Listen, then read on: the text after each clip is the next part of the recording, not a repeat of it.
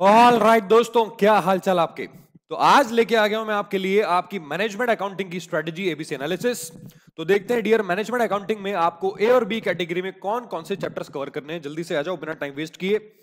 देखो, A category में यहां पे आपके 46 टू 59 मार्क्स कवर हो रहे हैं। आप जानते हो 59 मार्क्स का मतलब क्या होता है, एग्जाम्शन। तो यहां पे दोस्तों ए कैटेगरी में आपको 10 से 12 घंटे की स्टडीज करनी है और यहां पे चैप्टर्स आपको जो कवर करने हैं वहां पे आपको एक बात ध्यान रखनी है। All the study material, full questions including unsolved numericals at the end of the chapter are to be revised if possible. यानी कि जो आपके स्टडी मटेरियल में दोस्तों फुल फ्लैश क्वेश्चन दिए होते हैं वो सारे आपको रिवाइज करने हैं जो आपको एंड में चैप्टर के दिए होते हैं। ठीक है, यानी कि फुल फ्लैश क्वेश्चंस। जैसे फॉर एग्जांपल आप अगर मार्जिनल कॉस्टिंग का चैप्टर खोलते हो तो आखिरी में जाके डियर कुछ डिसीजन मेकिंग के क्वेश्चंस आते हैं जो कि फुल फ्लैश होते हैं, वो आपको पूरे प्रैक्टिस कर लेने हैं। ठीक है, तो चैप्टर देखते हैं कौन कौन से कवर्ड है। पहला आपका मॉड्यूल 2 एबीसी कॉस्टिंग, हर बार क्वेश्चन आता है, हर बार एबीसी का कॉस्ट आपका क्वेश्चन आता है दोस्तों। 1.5 घंटे में पूरा चैप्टर खत्म क्वेश्चंस के साथ। आपका 2 to 7 मार्क्स। क्वेश्चन नहीं आया तो एमसीक्यू में आएगा और आ गया तो 7 मार्क्स का तो आएगा ही आएगा, लेकिन आता ही है दोस्तों। आप पिछला अटेम्प्ट उठा के देख लो, हर बार इसका क्वेश्चन आता है, राइट। उसके बाद आपको करना है module 3 and 4 marginal costing and application of marginal costing. इसका मतलब मार्जिनल कॉस्टिंग का चैप्टर और उससे रिलेटेड जो आपका एप्लीकेशन ऑफ मार्जिनल कॉस्टिंग है उससे रिलेटेड जितने भी एस्पेक्ट्स होते हैं डिसीजन मेकिंग वाले, वो आपको सारे क्वेश्चंस वहां पे कवर करने हैं। हाँ, इसमें थोड़ा टाइम लगेगा, एटलीस्ट 5 घंटे आपको लगेंगे रिवाइज करने में।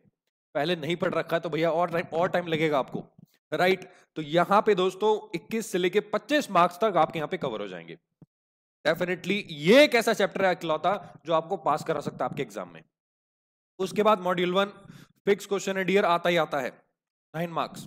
7 मार्क्स का क्वेश्चन आता है और 2 मार्क्स का एमसीक्यू आता है। बजट में से दोस्तों एक क्वेश्चन आता ही आता है।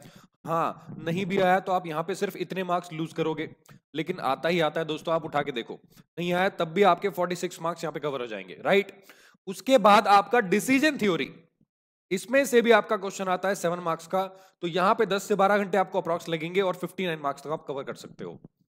अब आ जाओ यहां पे एक नोट पे, मैंने आपको बताया था, पहले भी बताया था पिछले अटेम्प्ट में, कि जो आपका स्टैंडर्ड कॉस्टिंग है डियर, बच्चे बोलते हैं सर स्टैंडर्ड कॉस्टिंग तो ए कैटेगरी में होना चाहिए, हर बार क्वेश्चन आता है। डिफिकल्टी लेवल को देखते हुए मैं इसको बी कैटेगरी में डाल देता हूं, राइट, क्योंकि उसका डिफिकल्टी लेवल थोड़ा सा कंपैरेटिवली ज्यादा है। ठीक है, अगर आपका इस पे स्ट्रांग होल्ड है तो आपको यहां पे डियर स्टैंडर्ड कॉस्टिंग पुट कर देना है। ठीक है, ए कैटेगरी के अंदर, राइट। अब आ जाओ दोस्तों आगे बी कैटेगरी पे। तो अगेन स्टैंडर्ड कॉस्टिंग, अगर आपका स्ट्रांग होल्ड है स्टैंडर्ड कॉस्टिंग पे, ए में ले जाओ, उसको पहले रिवाइज कर लो। 18 से लेके 25 मार्क्स आता ही आता है, राइट। उसके बाद आपका डिविजनल परफॉर्मेंस 4 घंटे लगेंगे, 18 मार्क्स के अराउंड आपका ये पेपर में आ जाता है। उसके अलावा रेस्पॉन्सिबिलिटी अकाउंटिंग में दोस्तों 1 घंटा लगेगा रिवाइज करने में, छोटा सा चैप्टर है, 7 to 9 मार्क्स। तो अगेन यहां पे भी आपके 43 से 52 मार्क्स कवर हो रहे हैं। सर ये तो 100 प्लस मार्क्स हो गए।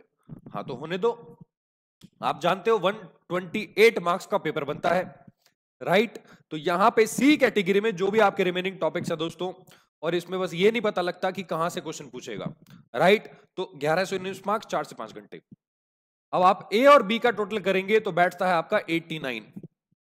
ठीक है, अब मान लो 89 में से दोस्तों आप 70 मार्क्स का भी अटेम्प्ट कर देते हो, तो यहां पे 75% एक्यूरेसी के साथ 52.5 मार्क्स यहां पे गेन हो जाते हैं। एक्यूरेसी ज्यादा रही तो एग्जामिशन पक्की है, राइट। तो ये थी आपकी दोस्तों मैनेजमेंट अकाउंटिंग की स्ट्रेटजी।